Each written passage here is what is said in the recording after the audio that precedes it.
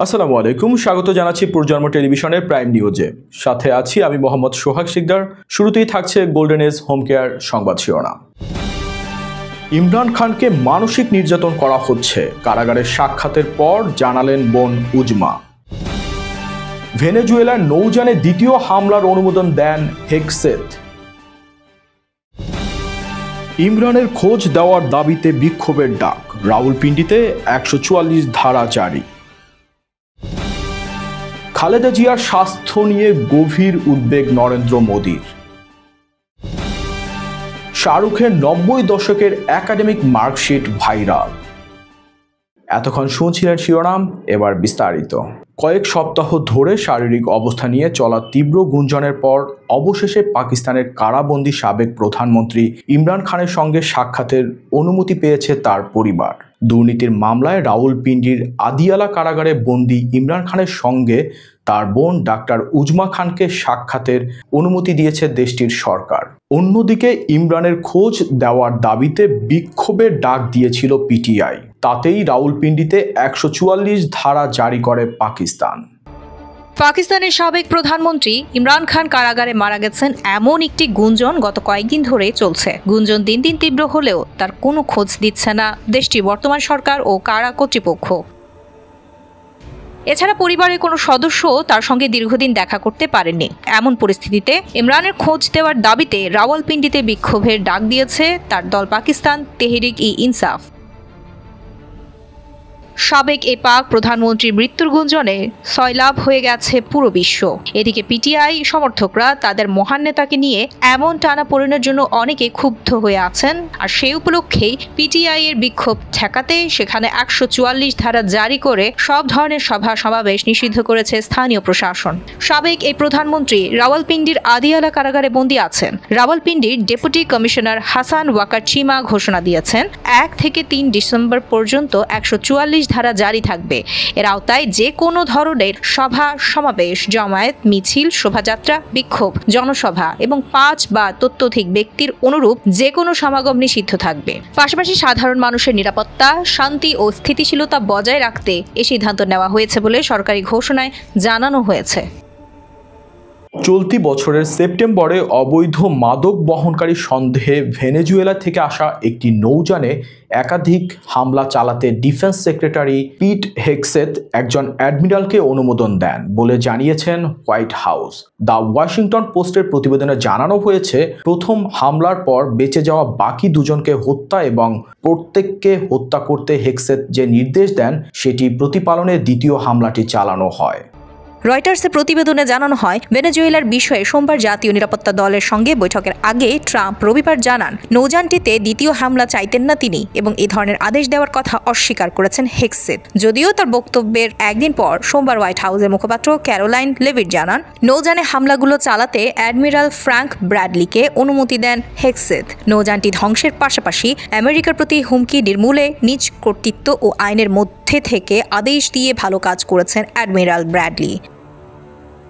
Leavitt জানান আমেরিকার স্বার্থ সুরক্ষায় আন্তর্জাতিক জলসীমায় হামলাগুলো চালানো হয়েছে আত্মরক্ষার্থে এবং সশস্ত্র সংঘাতের নিয়ম মেনে। তিনি আরও বলেন, বর্তমানে প্রশাসন এসব মাদক সন্ত্রাসীকে বিদেশি সন্ত্রাসী সংগঠন আখ্যা দিয়েছেন। সমালোচকরা ভেনেজুয়েলার নৌযানে হামলার বৈধতা নিয়ে প্রশ্ন তুলেছেন, যেখানে রিপাবলিকান ও ডেমোক্রেটিক উভয় পার্টির আইন প্রণেতারা বিষয়টিতে নজর দেওয়ার প্রতিশ্রুতি দিয়েছেন। এদিকে ভেনেজুয়েলায় সামরিক অভিযানের ইঙ্গিত দিয়েছে প্রেসিডেন্ট ট্রাম্প। শনিবার তিনি জানান, ভেনেজুয়েলার ওপর ও আশেপাশের এলাকার আকাশসীমা সম্পূর্ণভাবে বন্ধ করে নেওয়া উচিত। যদিও এ বিষয়ে বিস্তারিত কিছু জানাননি তিনি, যা কারাকাসে উদ্বেগ ও বিভ্রান্তি সৃষ্টি করেছে।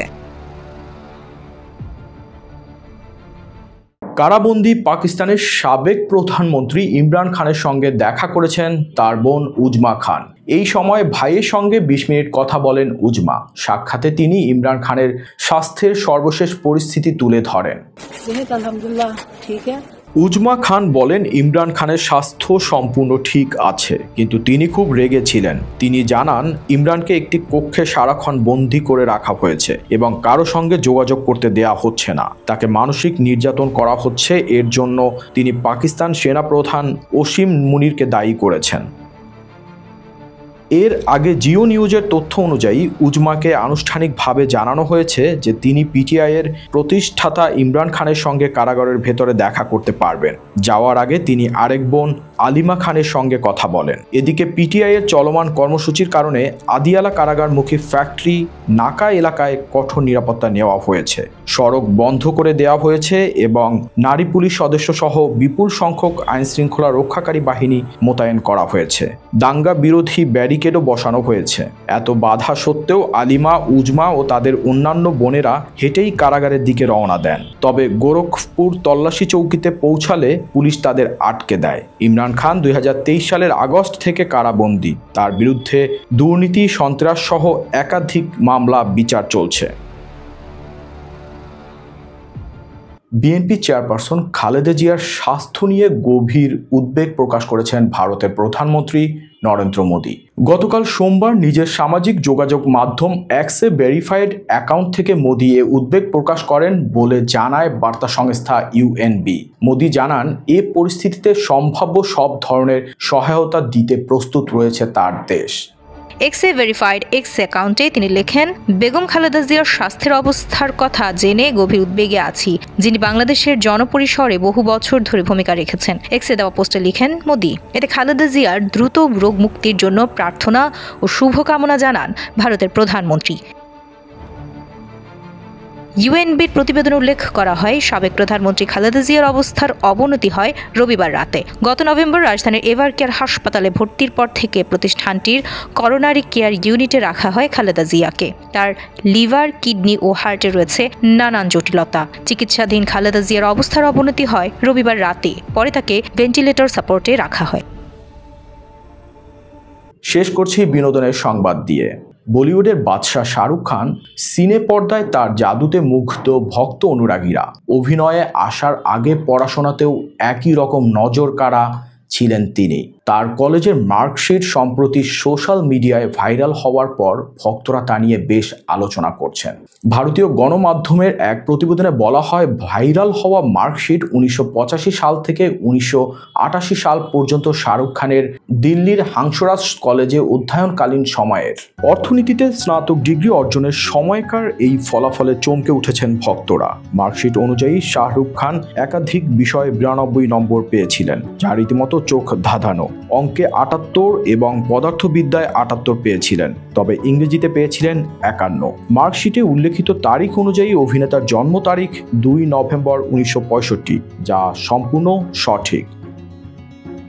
একই সঙ্গে বাবার নাম এবং অভিনেতার ছবিও এতে যুক্ত রয়েছে। সব মিলিয়ে এই মার্কশিটে যে বলিউড তারকারই, সেই বিষয়ে নিশ্চিত তার অনুরাগীরা। 1992 সালে দিওয়ানা সিনেমার মাধ্যমে বলিউডে পা রাখেন শাহরুখ খান। সেই বছরটি ছবিটি বক্স অফিসে সুপারহিট হয়। তবে রূপালী পর্দায় আসার আগে তিনি ছোট পর্দায় বেশ কয়েকটি সিরিয়ালেও অভিনয় করে পরিচিতি লাভ করেছিলেন।